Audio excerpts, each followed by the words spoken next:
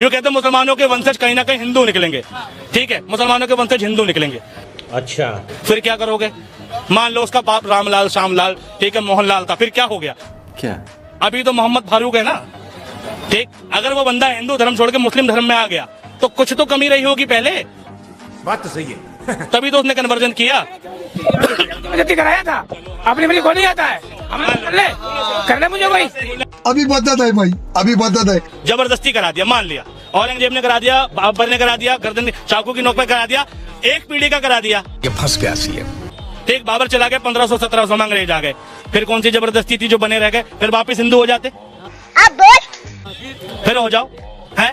अरे धर्म में भाई बुराई नहीं थी तो बने रह गए, धर्म में अगर गड़बड़ होती वापिस हिंदू हो जाते। ये बड़ी अच्छी बात कही है भाई तुम स्लोगन क्या सुन रहे हो? अयोध्या तो झांकी है, काशी मथुरा बाकी है। ये वाला स्लोगन क्यों नहीं सुन रहे कि दिल्ली का स्कूल तो झांकी है और पूरे भारत में स्कूल बनना बाकी है? क्यों नहीं लगा रहे नेता भाषण? तुम मंदिर मस्जिद खेलते रहो, तुम्हारी नस्लें मंदिरों में जाएंगी, मस्जिदों में जाएंगी, और फिर क्या करेंगे? तो हिंदू मैं मुस्लिम, तो हिंदू मैं मुस्लिम, लड़ो। शाबाश बेटा। हाँ जी मित्रों, शुरू की क्लिप देखकर आप तो समझ ही गए होंगे कि आज की वीडियो कैसी होने वाली है, और ये वीडियो मैं अभी आपको पूरी दिखाने वाला हूँ। लेकिन उससे पहले मैं आपको बता दूं कि इस चश्मे वाले भाई में और इस भक्त में डिबेट हो जाती है, तभी इस चश्मे वाले भाई ने इस भक्त की ना बैंड बजाकर रख दी है और इसकी बोलती बंद कर दी है। और दोस्तों, इस चश्मे वाले भाई ने कुरान को लेकर और राम को लेकर बहुत बड़ी बात बोली है, जिसे सुनने के बाद आप भी बोलोगे हाँ इसने सही बात बोली है। तो वीडियो में शुरू से लेके एंड तक बने रहें और अपनी राय कमेंट बॉक्स में जरूर बताएं। तो चलिए दोस्तों, वीडियो को लाइक करके और चैनल को सब्सक्राइब करते हुए वीडियो को शुरू कर लेते हैं बिना किसी बकचोदी के। और वो व्यक्ति कहता आएगा तो मोदी। तो दुर्भाग्य ठीक है कांग्रेस का नहीं है, तुम्हारा है।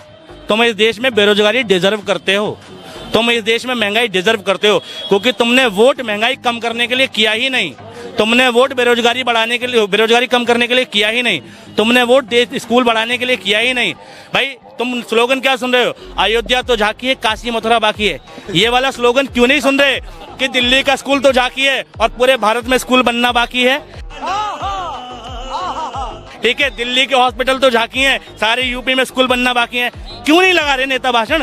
तुम मंदिर मस्जिद खेलते रहो, तुम्हारी नस्लें मंदिरों में जाएंगी, मस्जिदों में जाएंगी, और फिर क्या करेंगे? तो हिंदू मैं मुस्लिम, तो हिंदू मैं मुस्लिम, लड़ो। लड़ना मुबारक हो। तुम मंदिर मस्जिद आज मांग रहे हो, बचा लो अपनी संस्कृति।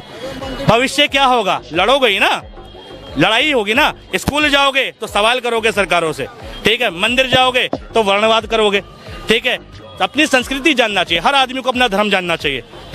बात तो सही है। ठीक है, जैसे तुम हिंदू हो, ठीक है, मैं भाई कहते मैं मुस्लिम, मान लो, यूँ कहते मुसलमानों के वंशज कहीं ना कहीं हिंदू निकलेंगे।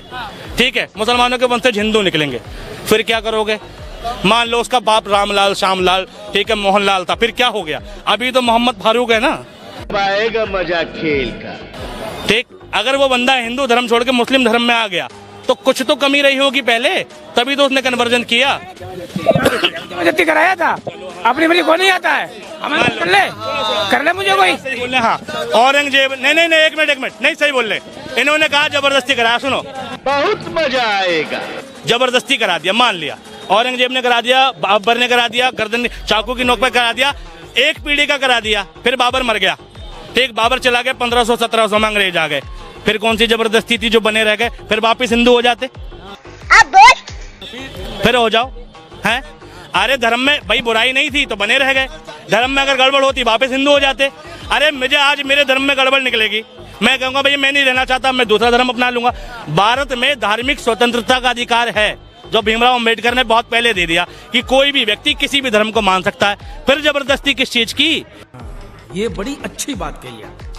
अगर आजादी के बाद तुम जबरदस्ती की बात कर रहे हो तो तुम मूर्ख हो। आजादी के बाद तो कोई भी व्यक्ति किसी भी धर्म को मानने के लिए स्वतंत्र है।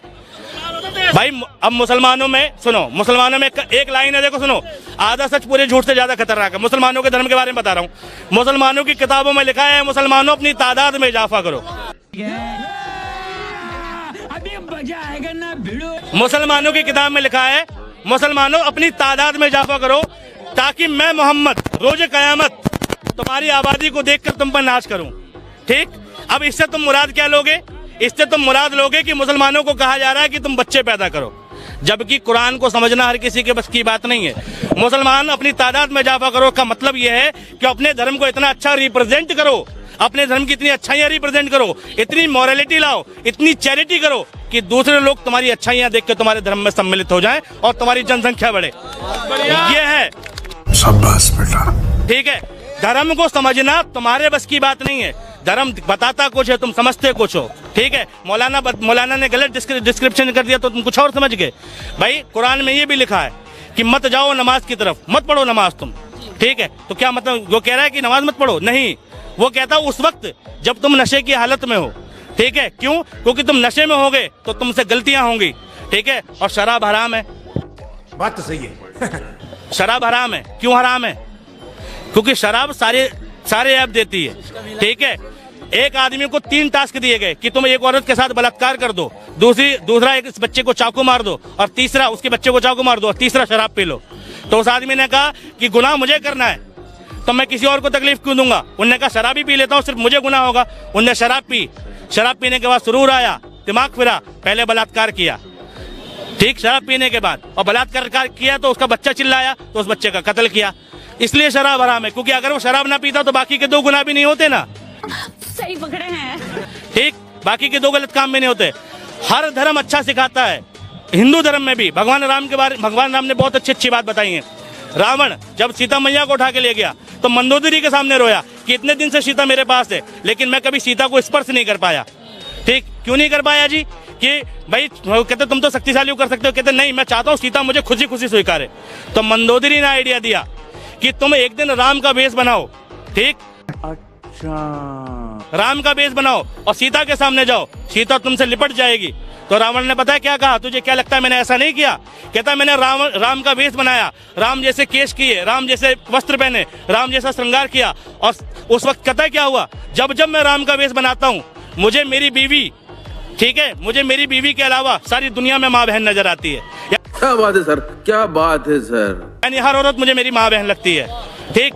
ये रावण ने कहा राम के बारे में कि अगर राम का सिर्फ तुम कपड़े पहन लो, उसकी जैसी वेशभूषा बना लो, ठीक, सिर्फ राम जैसा बन जाओ, तो तुम गलत करने की सोच नहीं सकते। और आज भारत में बताए क्या हो रहा है? उसी राम के नाम पर लोग कत्ल कर रहे हैं। जय श्री राम बोल, जय श्री राम। तुम राम के भक्त हो। राम का वेश बनाने के बाद तुम राम की गलत सोच नहीं सकते और तुम राम का नाम लेकर कत्ल कर सकते हो। ये रामायण सिखाती है। या तो तुम अपने धर्म को नहीं जानते, ठीक है, या राजनीति के चक्कर में पागल हो। ठीक है। पागल ही हो तुम भैया राजनीति के चक्कर में। ठीक है। राजनीति के चक्कर में पागल ना बनो। मैं राजस्थान और उसकी नहीं कर रहा हूँ। ठीक है। मैं ये कह रहा हूँ हर धर्म अच्छी चीज सिखाता है। हमें धर्मों से अच्छी चीजें उठानी चाहिए, गलत चीजें नहीं उठानी चाहिए। ठीक है। और गलत होता नहीं है, व्याख्या करने वाले उसकी गलत चीजें प्रेजेंट करते हैं। ठीक है। कोई धर्म गलत नहीं है। ठीक। अभी एक था गांधी जी का एक स्लोगन वायरल हो रहा था, देखा तुमने? ठीक है। रघुपति राघव राजा राम, ठीक है, गंगा तुलसी शालिग्राम, ऐसे करके था। अच्छा। ओरिजिनल ये था, गांधी जी ने चालाकी से हिंदू धर्म की, ठीक है, विरासत छीन ली कि भाई इसमें कर दिया ईश्वर अल्लाह तेरे नाम, यानी भजन में अल्लाह कहाँ से आ गए? तो भैया देखो, अगर तुम हिंदू हो तो रघुपति राघव राजा राम, ठीक है, गंगा तुलसी शालिग्राम, यही है, सही बात है हिंदू धर्म के हिसाब से। लेकिन गांधी जी हिंदू की बात नहीं कर रहे थे। यही नहीं, अभी और सुनिए। लेकिन गांधी जी हिंदू धर्म को रिप्रेजेंट नहीं करते। गांधी जी प्रेजेंट करते हिंदुस्तान को, इसलिए कहा ईश्वर अल्लाह तेरो नाम।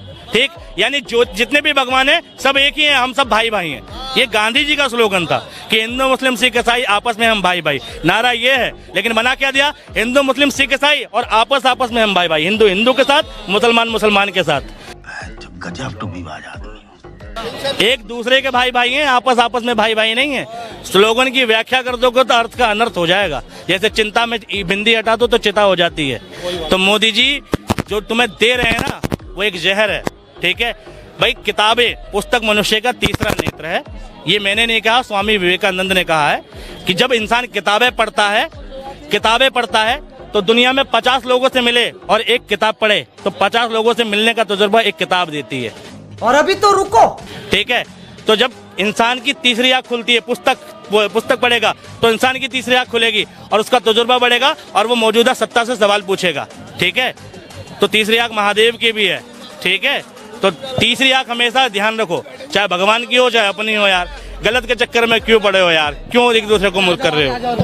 ठीक है, क्या लगा? आप कितना भी प्रतिबंध हो रहे हैं, हम वोट बीजेपी को देंगे भाई। क्या बोला तूने? आप कितना भी प्रतिबंध हो रहे हैं, हम वोट बीजेपी को देंगे भाई। चूतिया नहीं लग रहा है, चटक चूतिया लग रहा है।